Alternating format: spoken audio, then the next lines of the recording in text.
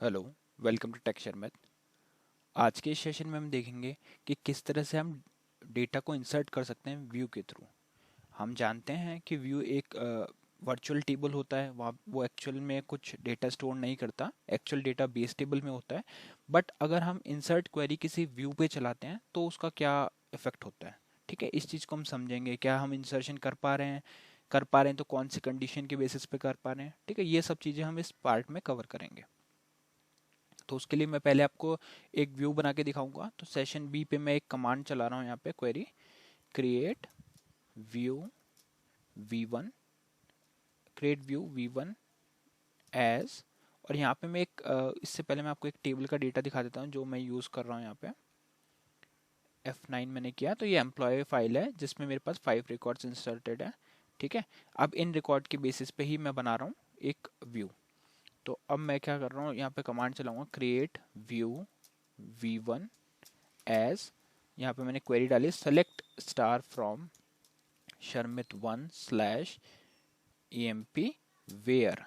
तो मैं एक वेयर कंडीशन के बेसिस पे एक अपना व्यू क्रिएट कर रहा हूँ। Where E M P I D is less than और इक्वल टू 3।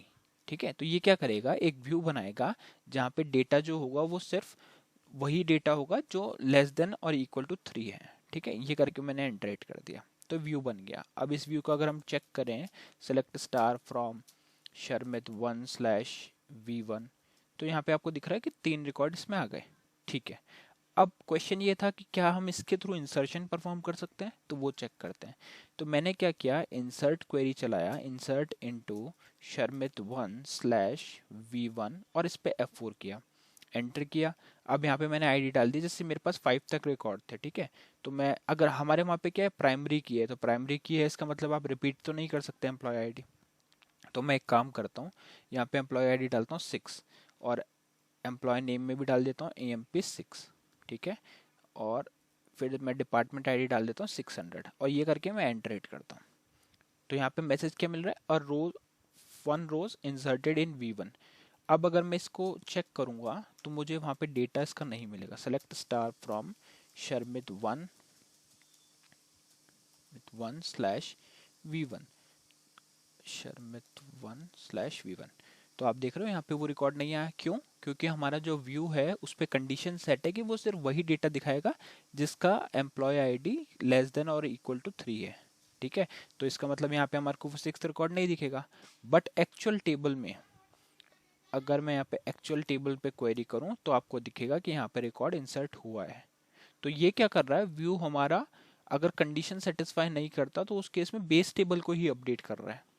ठीक है, और व्यू में कंडीशन हमने 3 तक की डाली हुई है, इसलिए वो वहाँ पे वहाँ पे 3 तक का हमने कंडीशन डाला हुआ है, इस वजह से वो रिकॉर्ड सिर्फ 3 तक के ही शो कर रहा है। ठीक है, अब एक क्वेश्चन ये है कि अगर मैं इसमें वो डेटा ट्राई करूँ जो मेरे फाइल में नहीं है, जैसे मैं अभी यहाँ पे आपको क्वेरी दिखाता हूँ, select star from Sharmit one slash AMP1।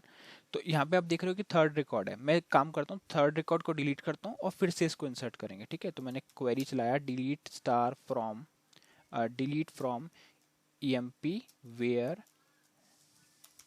EMP ID equals to 3। तो मैंने चला दिया। अब इस पर मैं अगर क्वेरी चलाऊंगा, select star from Sharmit one slash EMP, तो यहाँ पे आप देख रहे हो 3rd रिकॉर्ड नहीं है। अब मैं क्या करूंगा, इंसर्शन परफॉर्म करूंगा। बट अब मैं आपको एक SQL RPG का भी एग्जांपल दिखा देता हूँ कि यहाँ पे हम कैसे कर रहे हैं।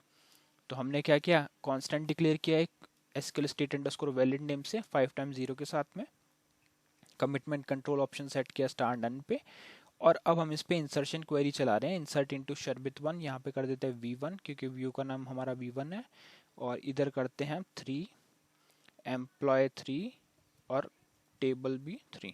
ये जो डिपार्टमेंट टेबल के लिए डाला था वो 3। ठीक है, डिपार्टमेंट आईडी। अब जैसे ही ये क्वेरी, नॉर्मल इंसर्ट क्वेरी है जो अभी हम चला रहे थे, जैसे ही ये क्वेरी एग्जीक्यूट होगी तो हम वेरीफाई करेंगे कि ये प्रॉपर एग्जीक्यूट हुई क्या।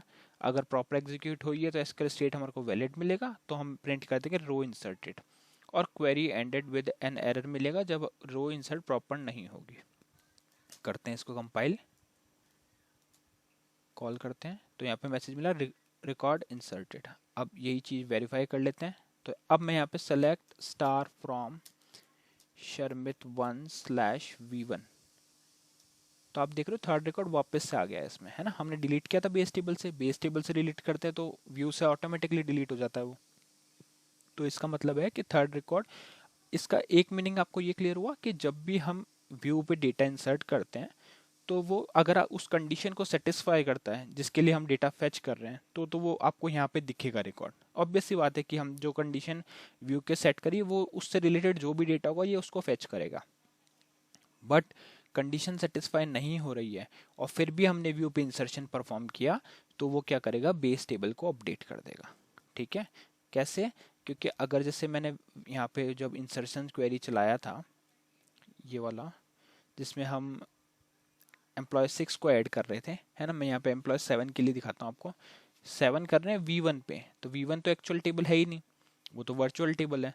तो उस केस में क्या होगा, V1 को स्किप करके वो बेस टेबल पे अपडेट कर देगा। तो अगर यहाँ पे सेलेक्ट स्टार फ्रॉम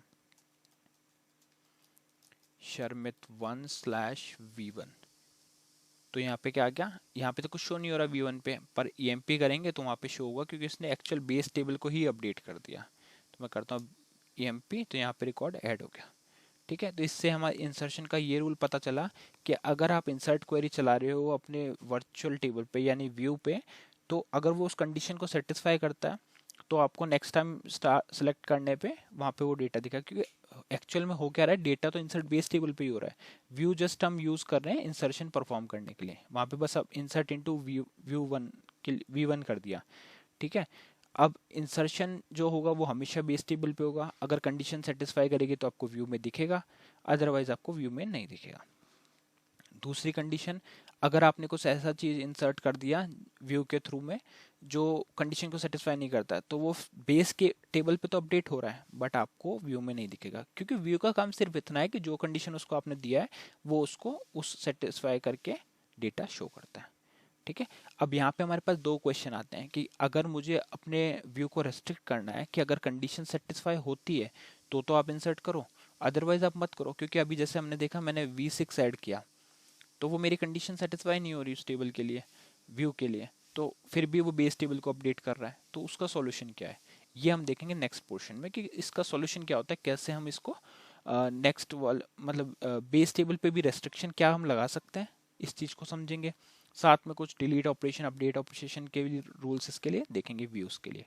इसमें मेनली हमने यही कवर किया कि कैसे क्या परफॉर्म होता है अगर हम इंसर्ट क्वेरी किसी व्यू पे चलाते हैं। तो व्यू पे चला सकते हैं, अगर वो कंडीशन सेटिस्फाई होगा तो वो व्यू में भी शो करेगा, अदरवाइज वो सिर्फ बेस टेबल को अपडेट करेगा। तो ये था पूरा प्रोसेस व्यू इंसर्शन के लिए। नेक्स्ट सेशन में हम बाकी टॉपिक डिस्कस करेंगे। So thank you for watching texture में।